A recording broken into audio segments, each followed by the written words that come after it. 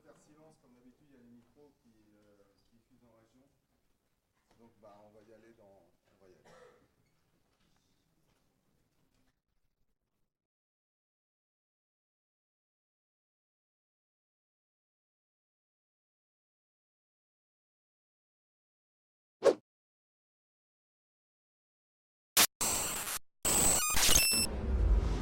Two golden menus.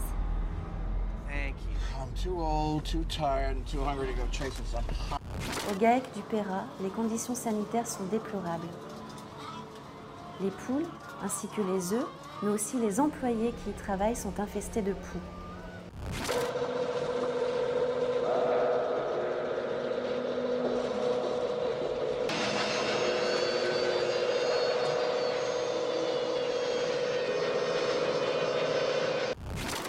Les poules y sont enfermées pour leur vie entière. Jamais elles ne verront la lumière du jour. La traçabilité, elle s'applique donc au départ chez nos producteurs qui vont normer et tracer tous les produits. Chez nous, en arrivant, on va informatiquement, on va recenser tous les numéros de lot. Chaque produit, chaque lot va avoir un numéro de lot qu'on va reporter sur les factures, sur les bons de livraison. Une compagnie catalane à Barcelone se prépare à commercialiser la première imprimante 3D alimentaire qui utilise des ingrédients frais comme matière première.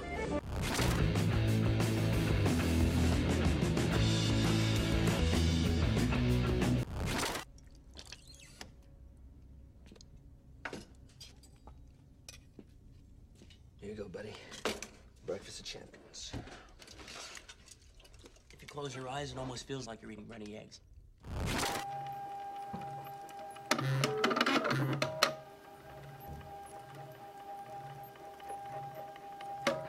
Et un gâteau en forme de flocon de neige ou créer des raviolis personnalisés, l'impression 3D alimentaire pourrait dans un futur proche devenir aussi commune que le micro-ondes ou le mixeur.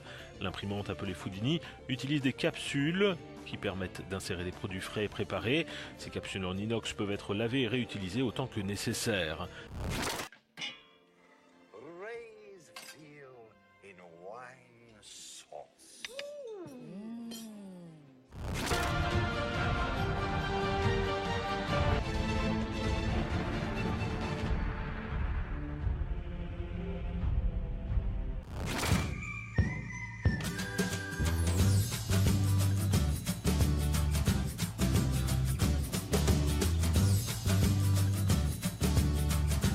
Then, like a real-life game of Sim Farmer, the grower is alerted on their device when a troubled area is identified. Machine learning is regularly improving the system's ability to differentiate between varieties of crops and the weeds that threaten them. Et bonjour. Donc, je vais parler de moi. Je suis personnellement hyper content qu'on aborde aujourd'hui le sujet de la food tech. Et d'ailleurs, je ne sais pas si vous avez vu dans le montage la référence au film Soleil Vert, film culte des années 70 que je vous conseille d'aller regarder. Ça va vous donner des idées pour le futur. Du coup, comme d'habitude, je vais vous présenter nos invités d'aujourd'hui. Donc, Maxine Roper, qui est donc cofondatrice et managing director de Connecting Food. On va parler blockchain et traçabilité des aliments. Ensuite, nous aurons Marc David Choukroun, qui est le cofondateur, un des 3 cofondateurs de la ruche qui dit oui. J'imagine que certains savent déjà ce que c'est que la ruche.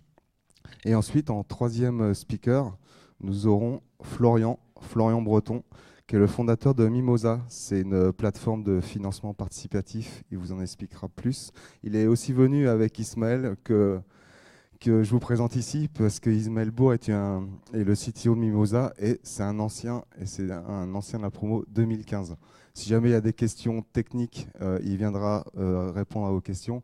Donc, comme d'habitude, vous passez par Weassembly avec le hashtag MS 2018. Et donc, nous allons commencer avec Maxine. J'inviterai ensuite Marc David et Florian à venir nous rejoindre. Et donc, comme d'habitude, un petit speak de 10 minutes. Donc, on a fait quelques feedbacks, parce que là, on aborde la dernière journée des conférences.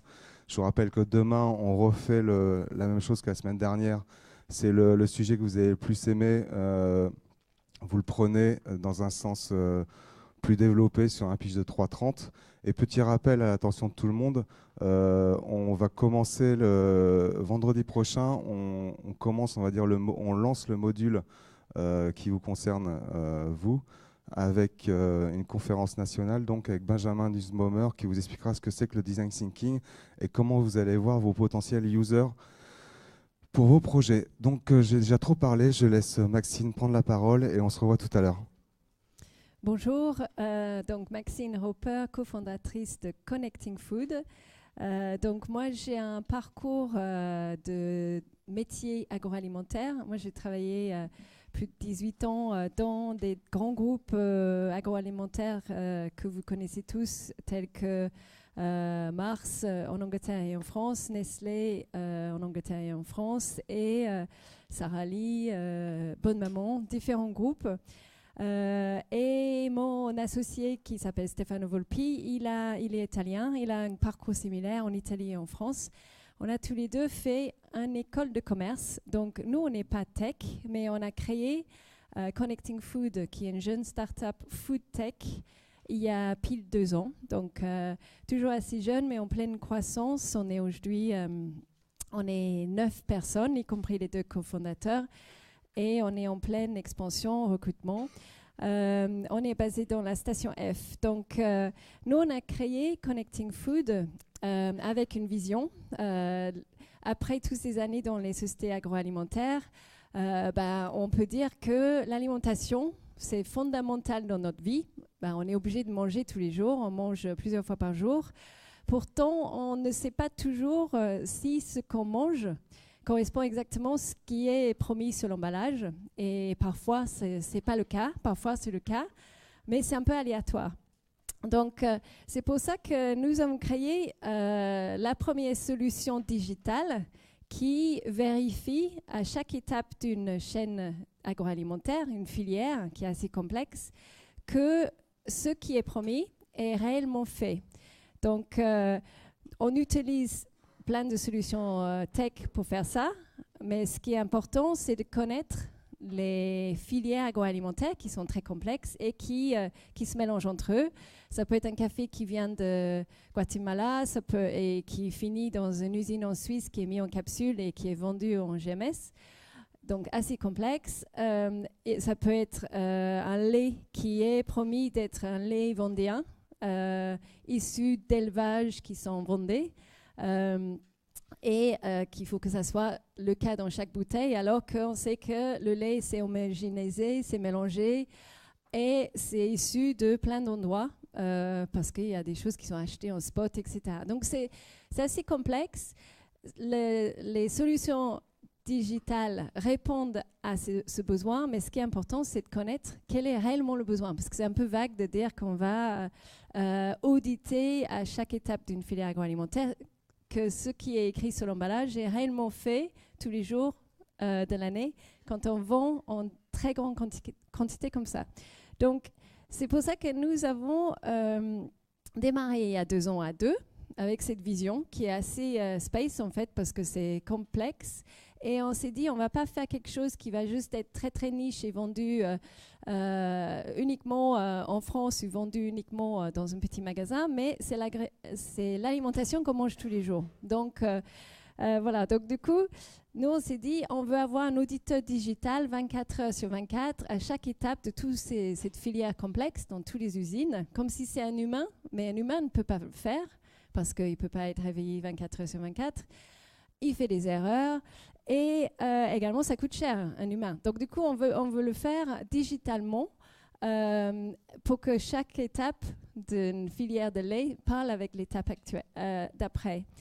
Et ce qu'on a fait donc, avec Connecting Food, aujourd'hui, on vient de lancer en juillet un premier exemple où le consommateur peut voir sur son smartphone en scannant un QR code qui se trouve sur un emballage. Donc là, en l'occurrence, aujourd'hui, c'est sur un emballage de lait qui est justement fait par des producteurs vendéens et vendu chez Système U dans l'ouest de la France. Et le consommateur scanne et voit tout le parcours du produit et voit lot par lot. C'est-à-dire, qu'est-ce que c'est un lot? C'est quand on achète, par exemple, sur les bouteilles d'Evian, Il y a un lot qui est écrit, qui est une forme de traçabilité, mais qui est une traçabilité pour rappeler le produit s'il y a un problème. Donc, traçabilité, ce que nous, on appelle dormante. En cas de problème, on peut rappeler, on le voit tous les jours, les rappels produits sur le lait infantile de Lactalis récemment, il y avait un problème. Ils ont mis 3 mois à rappeler les produits. En moyenne, ça met quelques mois. Et ils sont consommés entre-temps, malheureusement. Donc nous, ce qu'on veut faire, c'est une traçabilité, ce qu'on appelle live track, une traçabilité en temps réel. Et on utilise toute cette traçabilité dormante pour faire une traçabilité vivante. Donc, par exemple, le consommateur, quand il scanne le lot de lait avec et qui met le lot de cette bouteille-là, il peut voir qu'il y a 6 fermes en Vendée qui ont fait le lait qui va dans cette bouteille. Après, une semaine plus tard, il scanne une autre bouteille avec un autre lot. Il peut voir qu'il y a peut-être 4 fermes qui ont produit, qui vont dans cette bouteille, ce qui est beaucoup plus précis qu'en moyenne. On ne sait pas d'où vient le lait. Donc, aujourd'hui, Connecting Food, on a réussi à faire ça pour que le consommateur peut voir le parcours produit, peut voir également que chaque étape est auditée. Et pour faire ça, nous, on utilise plusieurs technologies. Comme donc on utilise la blockchain pour faire ça. Comme je disais tout à l'heure, moi, je ne viens pas d'une école tech, je viens d'une école de commerce. Donc, pour faire ça, nous, on avait décidé au démarrage de outsourcer la partie tech. On s'est associé avec, on a trouvé des partenaires qui sont le CEA, le commissaire d'énergie atomique, et IBM, donc 2 sociétés différentes qui nous ont aidés, justement, des équipes au CEA nous ont aidés avec une innovation de rupture, parce que c'était quelque chose qui l'est toujours, 2 ans plus tard, très rupturiste, de pouvoir tracer en temps réel et auditer en temps réel à chaque étape. Donc, on est allé chercher ces équipes qui ont un savoir-faire dans les logiciels des Airbus et dans les centrales nucléaires pour lever des alertes en cas de problème, qui sont un peu plus graves que l'eau minérale Evian, qui peut avoir un petit problème. Mais on a utilisé des briques techno du CEA, sur lesquelles nous, on a construit des briques techno métiers alimentaires pour dire, nous, on veut pouvoir auditer, lever des alertes en temps réel tout au long d'une filière qui est très complexe, comme dans une centrale nucléaire. Et donc, c'est pour ça qu'aujourd'hui, c'est fonctionnel. Et on a, ce que je disais tout à l'heure, on a travaillé également avec IBM, qui est une autre société forcément américaine, complètement différente, haute culture, etc., privée, et qui nous a aidés à faire une solution scalable. Donc, on est dans le scale zone de IBM, parce que ce qui est important aussi, ce que je disais au début, c'est qu'on fait de l'alimentation type Evian, type Danone, type Nespresso, pour auditer des énormes quantités de data en temps réel logistique, rapide, et il faut que ça fonctionne 24 heures sur 24, avec des clients forcément très exigeants. Donc, c'est pour ça que IBM nous a aidés aussi à concevoir la solution et toute l'infrastructure autour de notre live audit, qui fait qu'on peut le brancher et utiliser des grosses données 24 heures sur 24 et que ça ne va pas planter, parce que sinon, on ne va pas faire long feu en tant que start-up. Donc ça, c'était nos 2, on va dire, partenaires pour les 2 premières années. C'est toujours nos partenaires aujourd'hui. Et aujourd'hui, maintenant, on est en train de mettre in-house de la tech. Donc, on a recruté notre CTO. On a recruté également notre équipe qui sont en train de faire en sorte que la solution est très stable. Il est en magasin pour ce lait vendéen, qui est quelque chose qui est moyenne échelle, parce qu'il y a quand même pas mal de bouteilles qui sortent. On n'est pas encore avec Danone, mais on les rencontre ce week-end pendant le Evian Championships, parce qu'ils sont intéressés par la solution. Et aujourd'hui, donc, du coup, on a pu aller du rêve complètement irréaliste où on nous a dit c'est impossible d'auditer en temps réel les produits alimentaires, a quelque chose qui le fait tous les jours. On a également mené un use case avec une société qui s'appelle Elior, qui fait les cantines scolaires, les cantines d'entreprise. Voilà, donc du coup, aujourd'hui, on audite les omelettes, ce qui paraît bizarre, mais on peut dire que les œufs des omelettes proviennent de la Bretagne, certaines fermes en Bretagne, et qui sont extra frais, donc pondus telle date et mangés telle date dans les cantines. Donc voilà. Donc, nous, on avait un enjeu qui était très ambitieux sur un métier qui est énorme. Enfin, c'est-à-dire que l'agroalimentaire, ce que je disais, c'est fondamental. On en mange tous les jours. C'est une grosse industrie avec des acteurs bien établis. Mais aujourd'hui, ils se rendent compte qu'il faut faire différemment pour ne pas avoir trop de scandales alimentaires. Et on a réussi à créer cette application. On a un QR code aussi que vous pouvez scanner après si vous voulez voir ce que ça donne sur votre téléphone, si vous voulez voir comment on trace. C'est pleinement fonctionnel aujourd'hui et on a réussi à remplir notre mission de Make Food Great Again. C'est ce que nous on s'est dit au démarrage et c'est en magasin aujourd'hui. Voilà.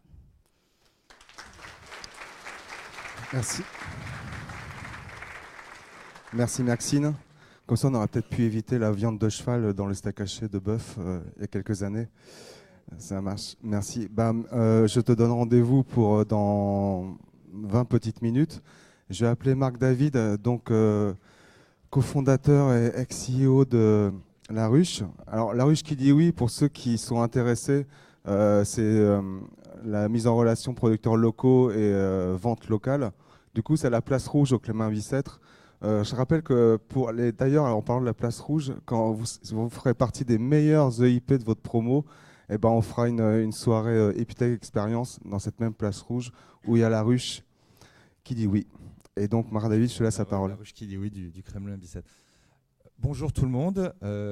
Alors, pour moi, pour commencer, c'est assez amusant de revenir ici parce que ce que je n'ai pas raconté à Fabrice, mais quand j'ai eu mon bac il y a 18 ans, je voulais travailler dans le digital. On ne savait pas trop encore ce que c'était. Et j'ai commencé à Epitech.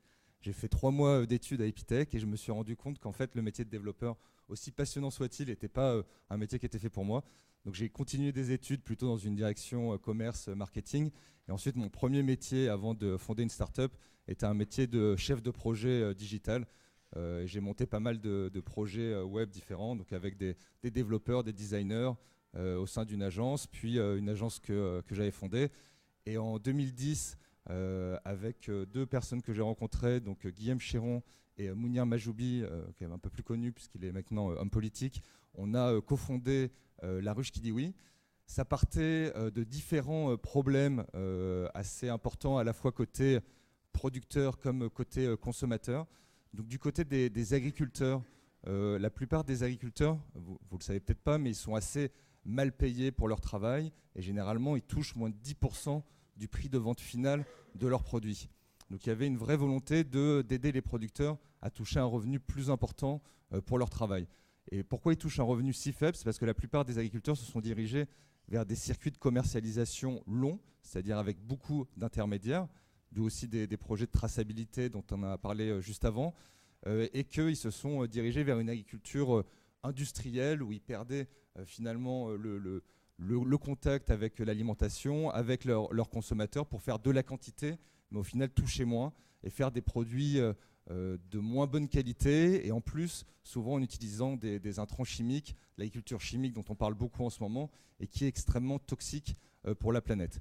Donc on avait la volonté de soutenir les agriculteurs à vendre en direct pour toucher un revenu plus important et aussi pour pouvoir les aider à se diriger vers des modes de culture plus durables, les aider à faire leur transition vers de la culture, revenir à de la culture biologique qui est plus bénéfique pour la planète et pour les consommateurs. De l'autre côté, du côté des consommateurs, en 2010, qu'on a commencé le projet, il était de plus en plus difficile d'avoir accès à des produits de qualité et à des produits locaux. Même dans les grandes villes, quand vous alliez sur les marchés traditionnels, on trouvait très peu de producteurs, généralement des distributeurs, et des produits qui avaient parcouru des milliers de kilomètres, passé par Rungis, avant d'arriver dans votre assiette.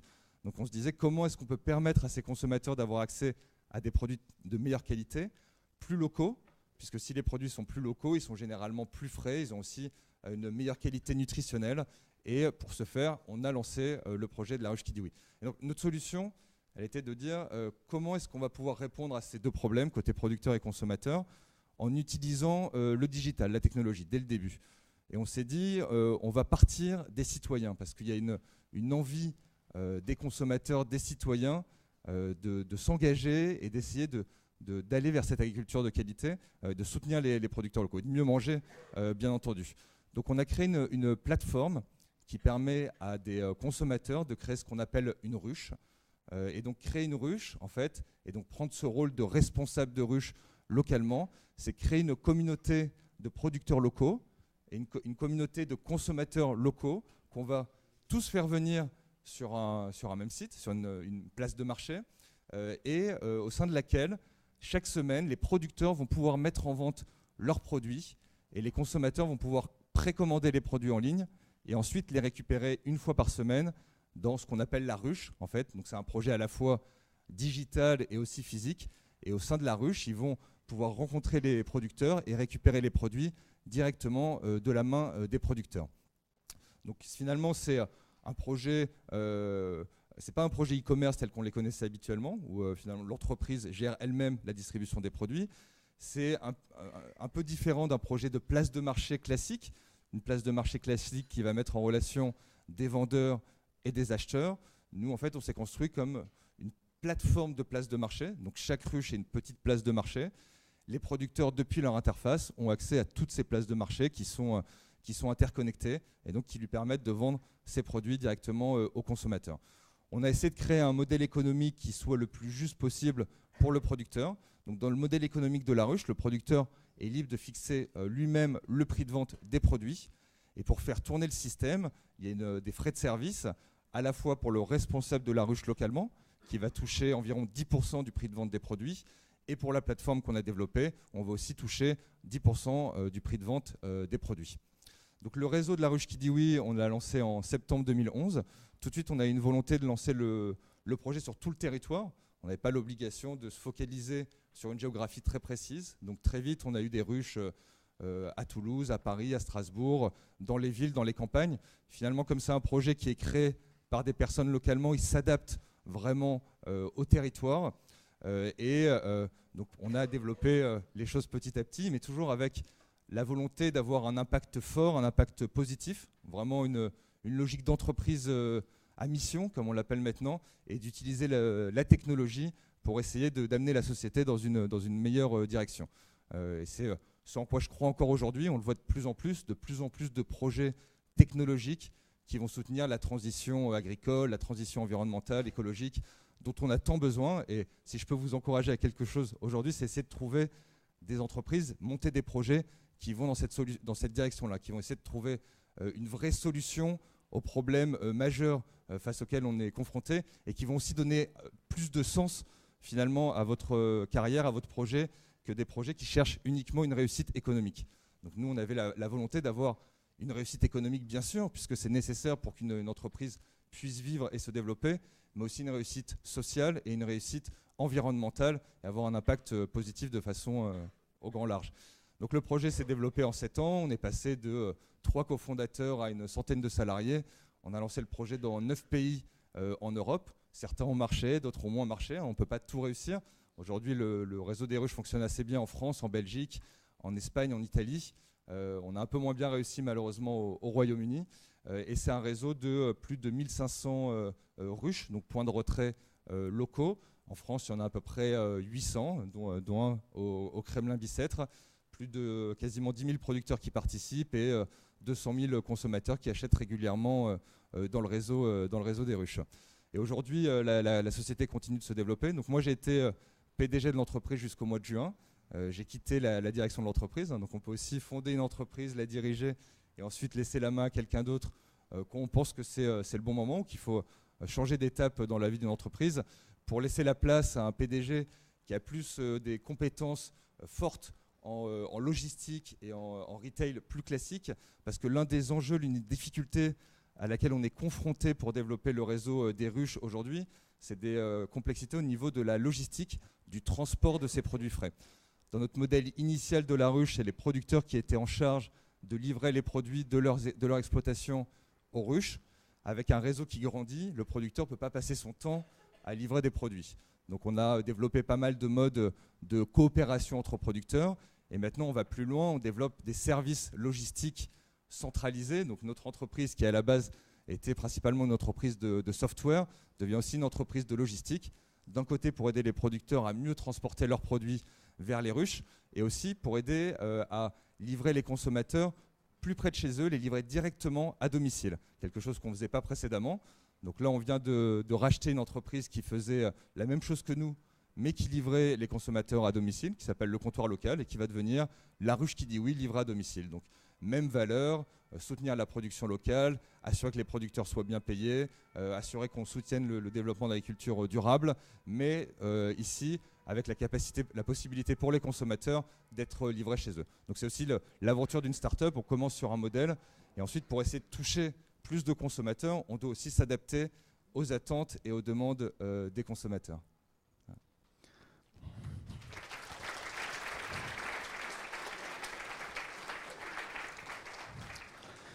Et La Ruche fait aussi un magazine qui est super intéressant. Ah oui, j'ai pas parlé. Si vous inscrivez à la newsletter, vous pouvez avoir accès à des petites recettes hyper sympas grâce à la newsletter qui est aussi un magazine en kiosque. C'est au-delà de ça, on a une vocation d'entreprise commerciale, mais depuis le début, on a voulu créer énormément de contenus éditoriaux pour faire connaître les circuits courts, l'agriculture durable, valoriser les producteurs, rendre ça un peu plus moderne, moins militant. Et donc on a un magazine en ligne qui est très suivi, même un magazine papier, magazine.laruchequidioui.fr, si vous voulez apprendre plus de choses sur ces grands mouvements de l'agriculture et de l'alimentation durable.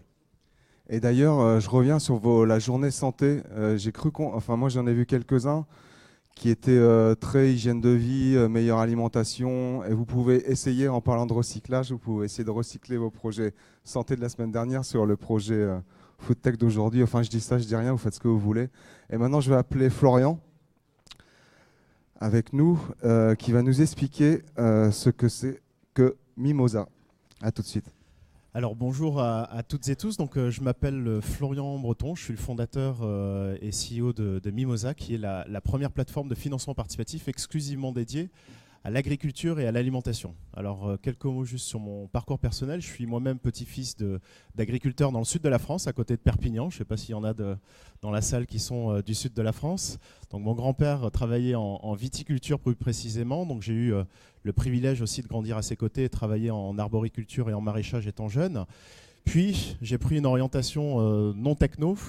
J'ai fait mes études moi-même aussi dans le sud de la France, à Marseille, dans une business school, donc une école de management, avant de rejoindre Paris et me lancer finalement dans les médias. Donc a priori, rien à voir avec le financement de l'agriculture, puisque j'ai travaillé pendant 3 ans chez Orange et pendant 4 ans au sein du groupe M6. Néanmoins, et c'est toujours cela finalement qui nous rattrape, par passion personnelle, avec une dimension assez irrationnelle et émotionnelle à l'agriculture, je m'intéressais toujours, à travers mes lectures, durant ces 7 premières années de vie professionnelle, au développement de l'agriculture, et notamment ce que je constatais, c'était une certaine forme de fragilisation des agriculteurs et de l'agriculture et de l'agroalimentaire au sens large. Alors, forcément, en constatant cela, moi-même étant d'une personnalité assez engagée, j'ai voulu tout plaquer et lancer en tant que seul fondateur cette jeune plateforme de financement participatif qui désormais a 3 ans et demi, qui était une initiative finalement extrêmement innovante, puisque thématiser une plateforme de financement pour les agriculteurs et l'agroalimentaire, c'était une innovation européenne et la deuxième plateforme au niveau mondial, sans le savoir, quand le projet était en gestation dans mon esprit, il y a une plateforme qui s'est lancée quelques mois avant aux États-Unis, du côté de la Napa Valley, donc en Californie. Donc finalement, le constat qui était le mien était reposé sur 3 constats. La première chose, c'était qu'aujourd'hui, les producteurs, et on en a suffisamment parlé juste avant, rencontraient des difficultés aussi, au-delà de leur circuit de distribution, à se faire financer. Et ça, c'est une réalité qui opère encore aujourd'hui. Rendez-vous compte qu'aujourd'hui, quasiment 1/3 des agriculteurs perçoit à peu près 350 € par mois. Quand on sait aujourd'hui, en tant que citoyen, qu'on a rendez-vous à peu près 3 fois par jour avec les agriculteurs, c'est-à-dire pour le petit-déj, le déj et le soir au dîner, et je ne compte même pas les apéros qu'on peut faire par ailleurs, on marche sur la tête, réellement. Quand on rémunère un agriculteur 350 € par mois, en tout cas quand c'est son salaire, vraiment il faut se poser des questions aujourd'hui d'un point de vue même, de civilisation humaine. La deuxième chose que je constatais, c'était que il y avait une vraie tendance sociétale qui émergeait aujourd'hui, et donc pour preuve, je me suis aussi, j'ai assez surveillé l'essor de la ruche qui dit oui, qui était un parfait marqueur sociétal aussi de cette quête de sens des citoyens et de cette volonté de se reconnecter aux producteurs et aux acteurs finalement de l'alimentation au sens large, pour donner du sens à sa consommation, pour consommer local, de saison et durable, mais également pour rémunérer au juste prix des producteurs aujourd'hui qui ne perçoivent finalement pas grand-chose en bout de chaîne quand on est sur des filières agro-industrielles au sens large avec plusieurs intermédiaires. Donc, gardez en tête, fragilisation et besoin de financement. Deuxièmement, quête de sens et volonté sociétale des citoyens de se rapprocher d'eux. Et troisièmement, je voyais émerger des plateformes de financement participatif dans le monde et en France, avec un circuit de financement qui se développait de manière exponentielle, avec même différentes manières de financer des projets, mais qui pour autant ne touchaient pas quasiment du tout l'agriculture et l'alimentation. Quand je me suis lancé il y a à peu près 3 ans et demi, en financement participatif, 0,2% des projets proposés au grand public étaient en lien avec l'agriculture et 0,5% en lien avec l'alimentation, puisque c'était un secteur, le crowdfunding, qui était ultra dominé par les projets sociaux, culturels. On se souvient, pour certains en tout cas, des artistes musicaux qui sont passés par des plateformes comme My Major Company, Ulule ou KissKissBankBank, mais l'agriculture n'était bien évidemment pas impactée. Et donc quoi de mieux finalement que de créer une plateforme qui intermédierait des producteurs et qui répondrait à cette quête de sens et cette volonté citoyenne de devenir acteur de son alimentation directement en finançant des projets. Donc je me suis lancé seul. On est désormais une équipe d'à peu près 25 personnes. On a développé une première solution de financement pour les producteurs parce que ma vision de l'agriculture, c'est une vision d'un modèle français en tout cas, et même européen si on veut l'exporter, mais en partie en tout cas dans les pays latins, c'est un modèle diversifié. C'est-à-dire que c'est un modèle qui allie tant les petites exploitations territoriales vivrières avec lesquelles les citoyens peuvent se connecter et consommer en local, en direct ou à travers des solutions comme la ruche qui dit oui, ou les AMAP par exemple, donc ces associations pour un maintien de l'agriculture paysanne, mais également un modèle industriel qu'on a souhaité, c'est vrai, depuis ce qu'on appelle la révolution verte après la Seconde Guerre mondiale. Dites-vous bien qu'aujourd'hui, avoir accès à l'alimentation, c'est finalement une certaine forme de commodité. On mange à notre faim. Mon grand-père, lui, à la sortie de la Seconde Guerre mondiale, avait des tickets de rationnement. On ne mangeait pas à notre faim. Et c'est vrai que à la sortie de la Seconde Guerre mondiale, on a industrialisé notre modèle agricole, on a concentré les exploitations françaises, on a déconnecté les citoyens de leur alimentation, mais on a nourri, en tout cas la France, on a été souverain et on a nourri l'Europe. Et c'était une vraie volonté politique qui a été accompagnée par des subventions de l'Europe qu'on appelle la politique agricole commune. Mais désormais, on sait que ce schéma industriel et intensif a porté atteinte à la qualité alimentaire et nutritionnelle, à l'environnement et à l'écologie. Et donc ma vision finalement du développement de Mimosa, c'est vraiment être en soutien au modèle diversifié de l'agriculture française, les petits producteurs, et donc on a développé une solution de financement qu'on appelle le don avec contrepartie en nature. Donc vous financez des agriculteurs et vous bénéficiez en tant que sympathique donateur de contreparties en nature comme des produits, des séjours et des expériences à la ferme, ce qui est en même temps la vertu de reconnecter les citoyens aux agriculteurs et de créer du lien social, ce qui est extraordinaire. On a développé une nouvelle solution de financement en ayant obtenu un agrément bancaire qu'on appelle le prêt participatif. Alors là, typiquement, on est sur des collectes qui sont de 15 à 200 000 euros, là où sur le don, on est plutôt entre 1 000 et 70 000 euros, mais en moyenne dans les 7 000 euros, donc plus petites exploitations. Donc 15 à 200 000 euros, ce coup-ci, c'est vraiment l'épargne des Français qui est stimulée. Donc demain, quand vous travaillerez et que vous stockerez de l'épargne, donc il faut savoir qu'en France, on a le plus gros bassin d'épargne en Europe. C'est quasiment 6 000 milliards, dont 2 500 milliards sur les assurances-vie et 11 000 milliards si on inclut le patrimoine immobilier des Français, parce que c'est vrai qu'on est un pays de propriétaires. Je vous invite fortement à placer votre épargne dans l'économie réelle et à travers nous, dans l'agriculture, puisqu'en plus, vous percevrez des intérêts de l'ordre de 2 à 5%. Quand on sait aujourd'hui que le livret A est à 0,75%, c'est attractif. Donc notre job, à travers ce genre de produit d'épargne, le premier mondialement dédié à l'agriculture et à l'alimentation, c'est aussi d'ouvrir les liquidités populaires des épargnants français pour les mettre au service de l'agriculture et de l'agroalimentaire. Une fois qu'on s'est dit ça, une vision qui nous dépasse aussi, mais qui est la nôtre depuis le début, au-delà de maintenir le modèle agricole français et européen comme un modèle diversifié de petites et grandes exploitations, on veut aller plus loin et impacter plus significativement, en tout cas, l'assiette des Français, le climat, l'écologie et l'alimentation.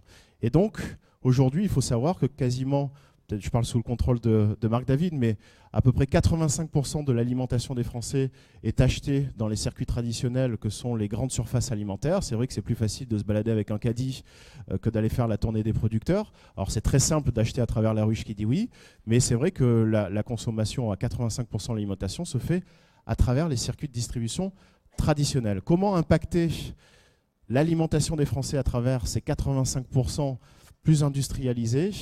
On lance une nouvelle offre de financement désormais avec un nouvel agrément qui va principalement cibler la grande agriculture française, donc la très grande agriculture sous contrat avec des industriels de l'agroalimentaire, pour aller cofinancer la transition du modèle agricole français. Donc ce coup-ci, on va s'attacher à avoir un cahier des charges agronomique très précis.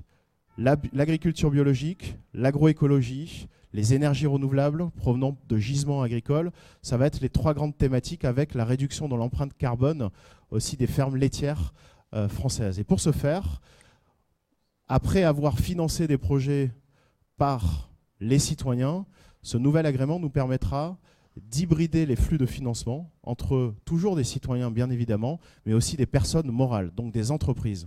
On s'attaque aujourd'hui à ouvrir les liquidités des entreprises, que ce soit des acteurs de l'agroalimentaire, des coopératives agricoles, des fonds de dette, des banques, des mutualistes, etc., qui vont se joindre à nous par des collaborations pour cofinancer par des volumes plus importants les projets de transition du modèle français à travers la plateforme, une nouvelle solution qui va s'appeler Mimosa Transition, justement. Donc on aura, à partir du mois d'octobre, 2 plateformes, ce qui sera extrêmement puissant aussi et qui permettra de segmenter les 2 missions des 2 plateformes. Et ce qui sera assez puissant, c'est que aujourd'hui, vous m'entendrez dire souvent que les agriculteurs seront les héros du 21e siècle. Et je le pense profondément, c'est une vision intime que j'ai, qui fait que les 3 grands enjeux aujourd'hui de notre civilisation et de notre planète, c'est le climat, l'environnement et l'alimentation. Et ce qui est bien, c'est qu'au milieu de tout ça, il y a un agriculteur qui a un impact sur ces 3 segments, ces 3 grands enjeux planétaires.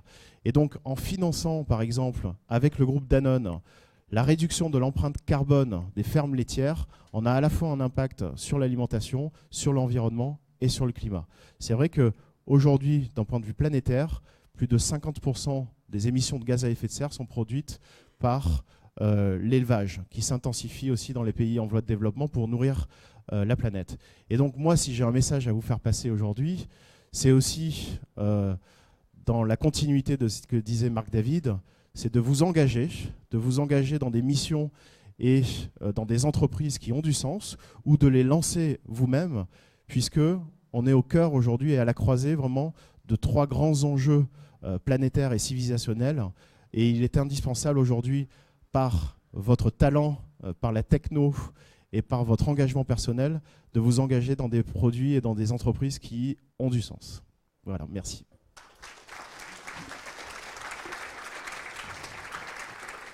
Merci Florian.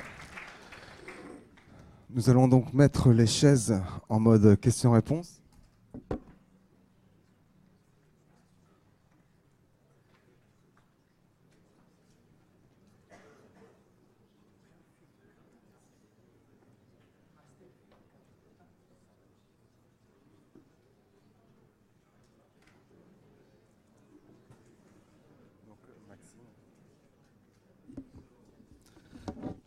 Je te laisse le micro.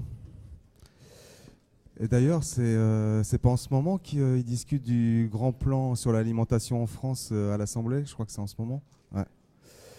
Donc nous sommes complètement d'actualité. Pardon. Donc du coup, je vous prie de continuer à être hyper silencieux et supra concentré. Du coup, je vais commencer avec 2-3 questions pour Maxine. J'en ai plusieurs qui se rejoignent, donc je vais résumer. Comment avez-vous réussi à valoriser l'implémentation d'autant de contraintes au sein de l'industrie agroalimentaire? Excusez-moi, j'ai pas entendu. J'ai la deuxième question, c'est la même. Donc du coup, elle est plus simple. C'est au vu de la taille du projet et du nombre d'acteurs impliqués, comment avez-vous fait pour pour parler de votre solution auprès de tous les acteurs qu'elle implique? Oui. On n'a pas arrêté de parler de complexité, je pense que c'est le moment. Oui, nous on a choisi chaque fois d'impliquer les deux parties d'une chaîne alimentaire, c'est-à-dire que ceux qui le mettent sur le marché et également ceux qui le produisent. Tout à l'heure, je n'ai pas parlé de tout un volet qu'on a qui est tout ce qui est agriculture. On en a parlé tout à l'heure longuement, mais si on n'a pas les agriculteurs, les éleveurs et toute la partie de production impliquée, on n'a pas d'alimentation en fait. C'est parce qu'il n'y a rien ce qu'on mange qui existe, qui ne sort pas d'une ferme en fait. Aujourd'hui, pour la plupart.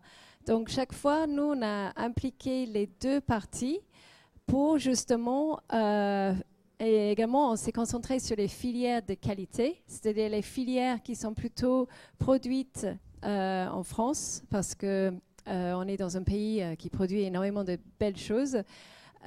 Et on a démarré en mettant d'accord les deux acteurs. Donc ça peut être une enseigne, ça peut être une marque, ça peut être un acteur du food service, mais toujours avec un acteur du monde agricole pour qu'on puisse tracer et mettre en valeur les produits qui sont bien faits et qui ont plein de choses à raconter au final.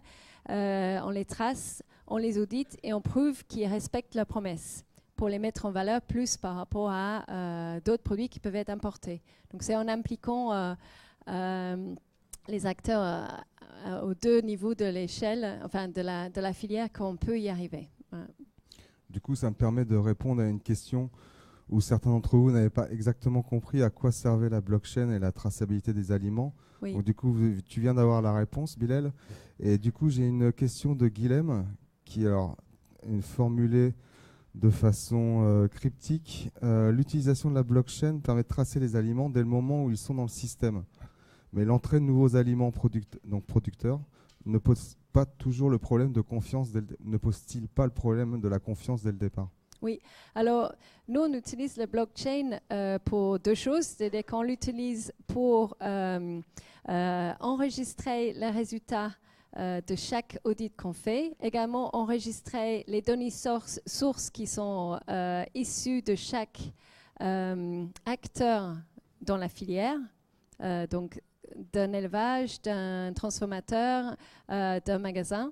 Donc la blockchain a le mérite juste de faire une chose, c'est pas miraculeux, mais il rend des données infalsifiables parce que vu que c'est à l'extérieur de chez l'acteur lui-même, c'est pas une base de données qui est détenue par chaque acteur qui peut être changé après, c'est à l'extérieur et il y a un tampon de la date, de l'horaire, etc., de l'enregistrement de la donnée et c'est distribué, donc ça ne peut pas être changé.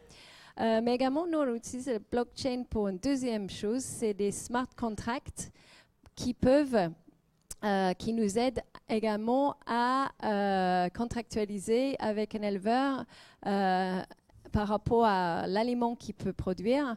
Donc, un smart contract, c'est tout simplement un code super simple que vous connaissez sans doute mieux que moi, mais qui dit si il y a une certaine condition qui est respectée, alors nous, on verse de l'argent à l'agriculteur en question en échange. Voilà. Donc, on utilise le blockchain également pour les smart contracts qu'il peut faire.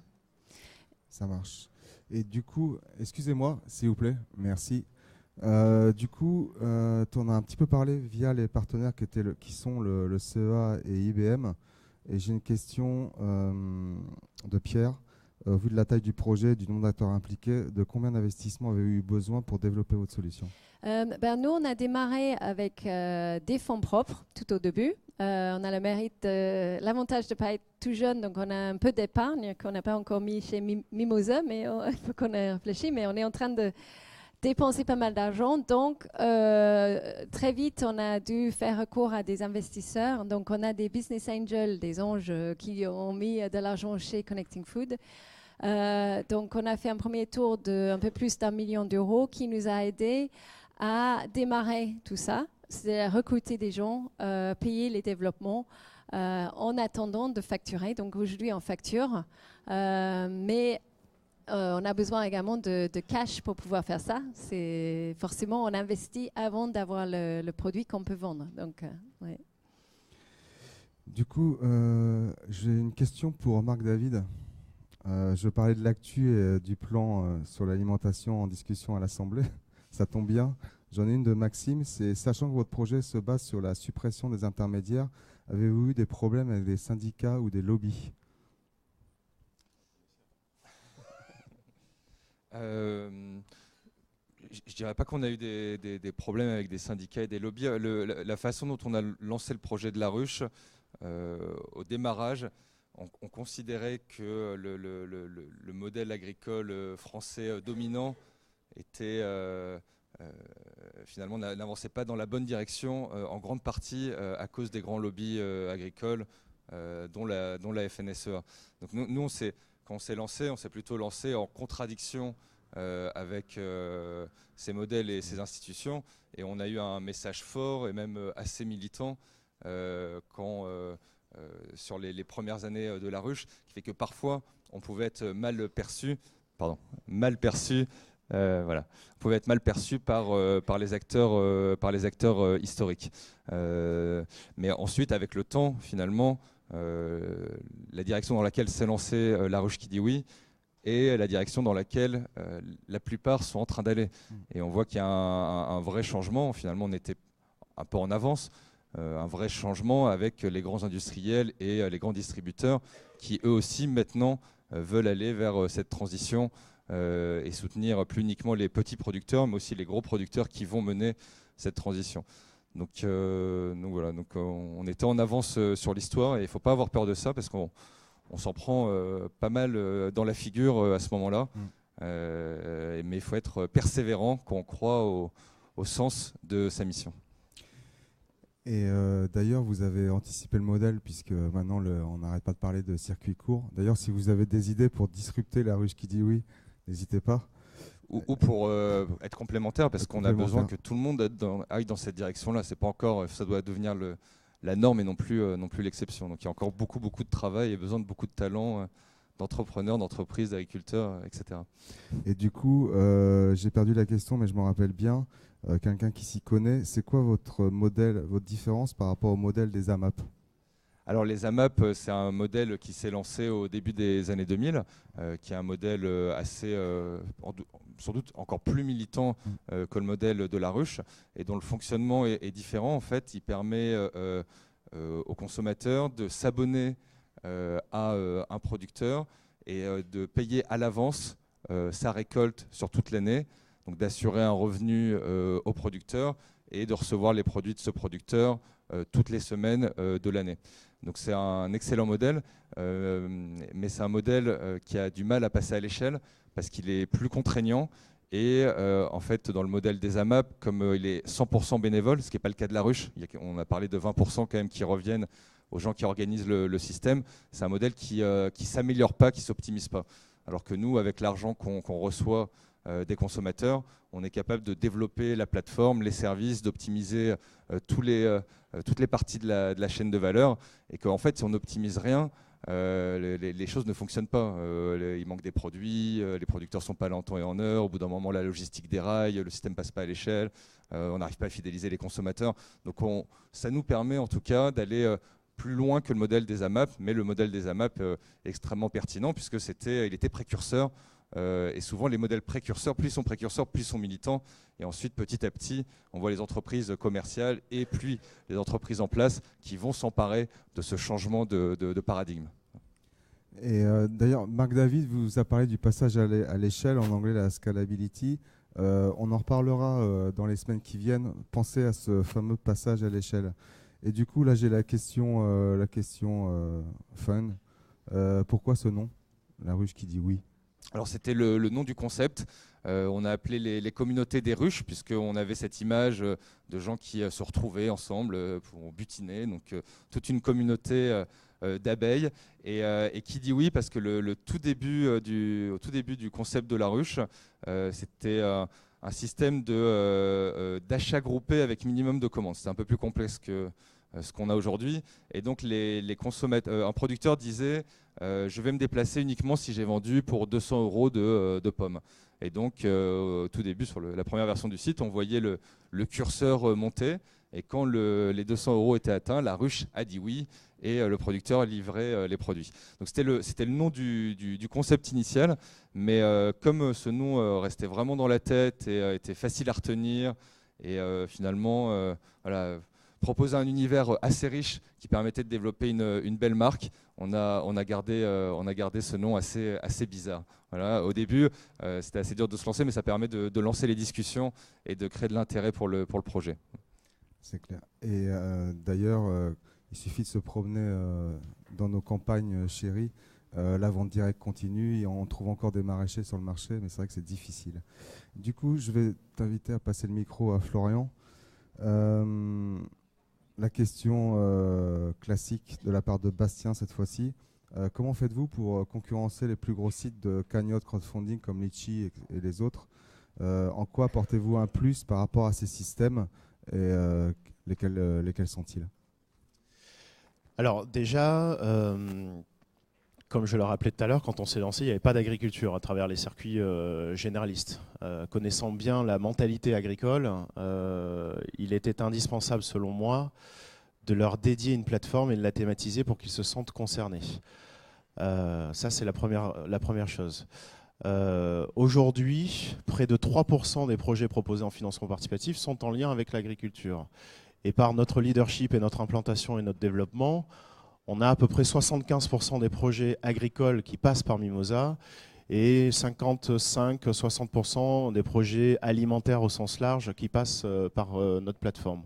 Donc la première chose, c'était déjà de leur thématiser, de leur dédier une plateforme de financement participatif. C'est vrai que les agriculteurs sont attachés au fait d'avoir un peu leur chose.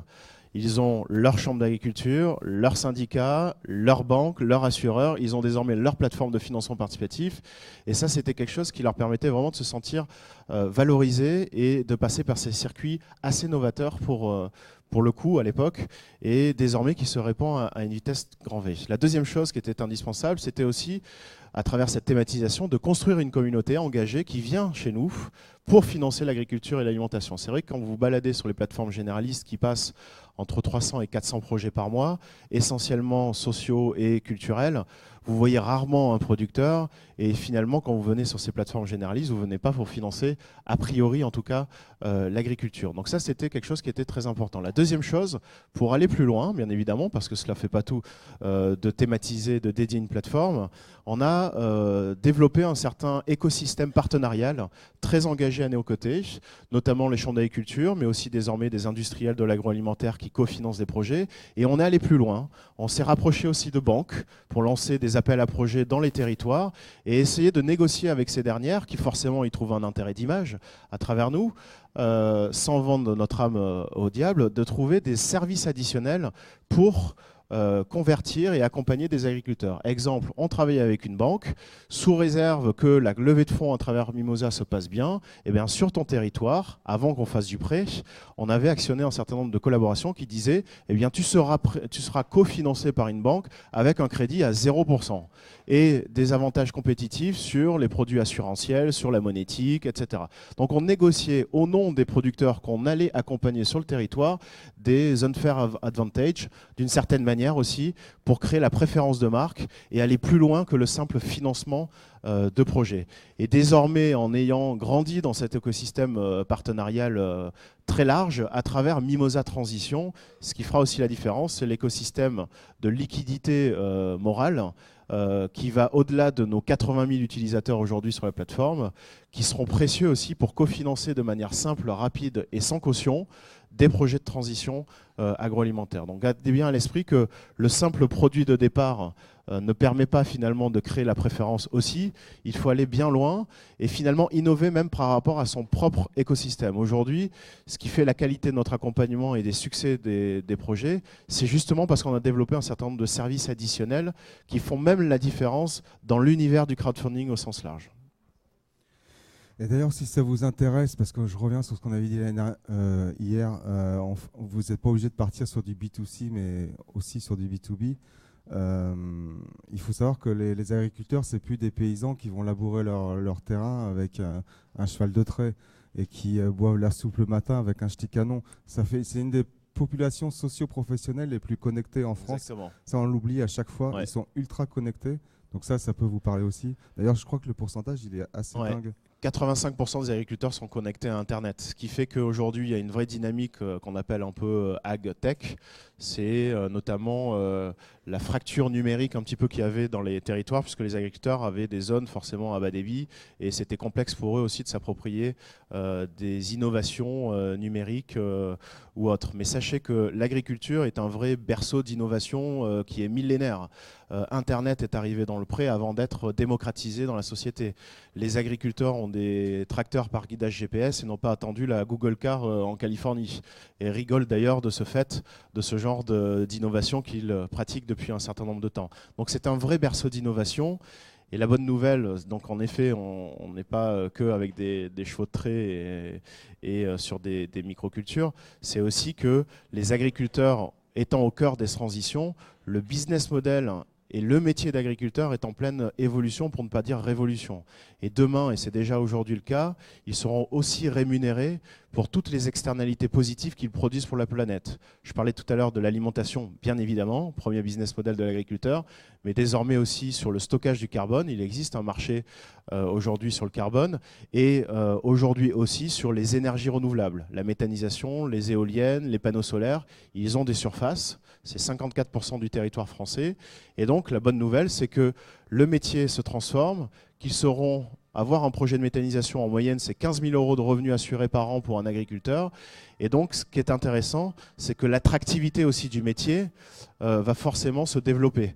Et je pense même que dans cette salle, il y aura certainement des personnes qui s'engageront en tant qu'agriculteurs, peut-être, dans les années à venir. Et ce sera une bonne nouvelle aussi pour le renouvellement des générations et la qualité de notre alimentation. Et j'ai une dernière question, toujours pour toi. Excusez-moi. Comment fonctionne votre système de prêt dans un mode crowdfunding ? Alors en fait, c'est très simple. On accueille donc des projets des porteurs de projets qui émettent le souhait de lever des fonds en prêt.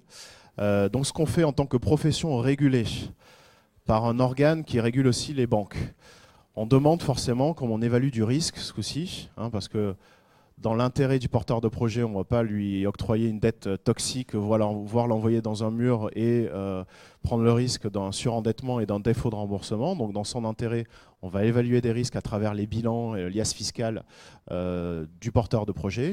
Et puis dans l'intérêt des épargnants qui s'attendent finalement à percevoir des intérêts sur leur placement.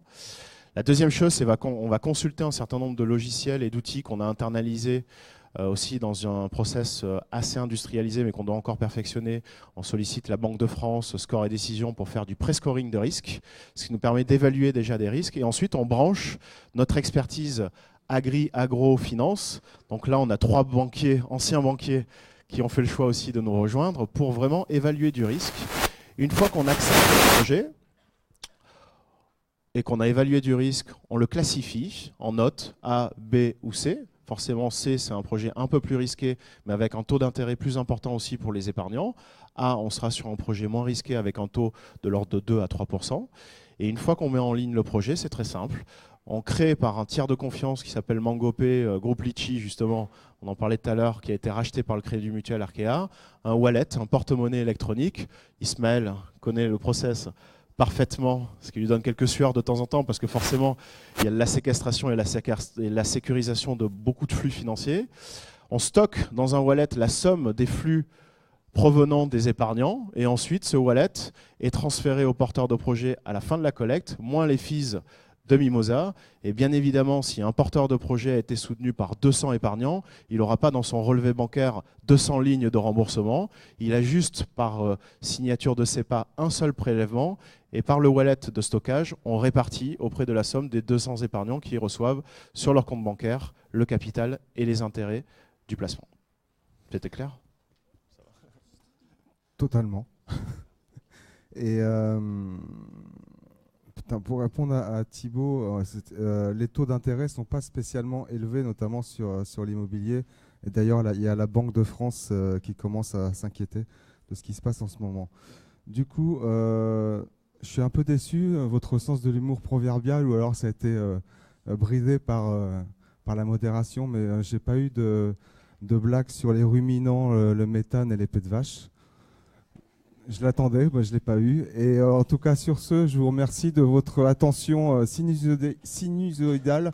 Et je vous dis à tout à l'heure. Merci en tout cas à vous. Merci beaucoup.